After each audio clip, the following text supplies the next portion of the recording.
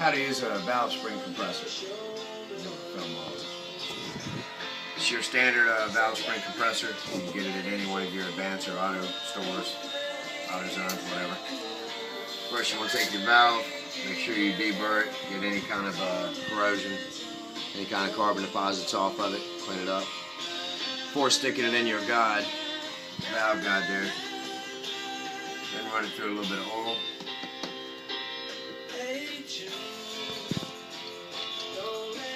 Seat it up into your guide, move it back and forth a little bit. Check your little oil seal right here, make sure you don't twist it.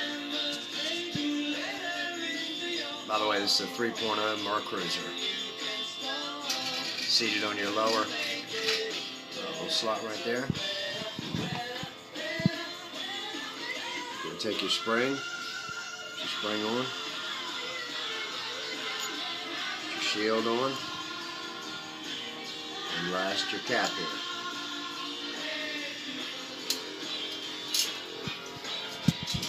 Take the compressor, pull up the latch, extend it all the way out. You'll have to adjust your rod here to fit the back of your valve, depending on what motor you're working on.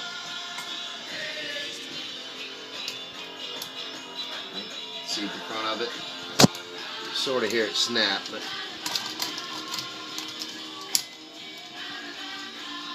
just like that. Make sure she's seated all the way in there.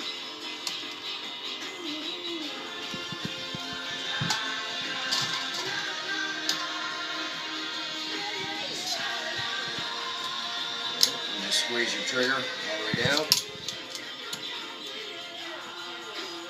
It's actually come off a little bit. Let's do that again. It's a problem with the rental ones too. They end up half bent when you get them. Press it all the way in like such. You take your little locks. Where are your locks?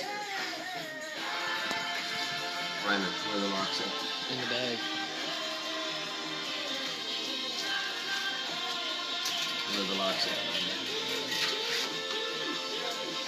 You just had it. Take your little locks here. You can get these to sit in place by taking a little bit of standard grease. And watch your fingers, make sure this is not going to pop off on you. Just coat it lightly around there. Don't forget your small cup goes down. It's going to go in that slot. You'll feel it lock in there.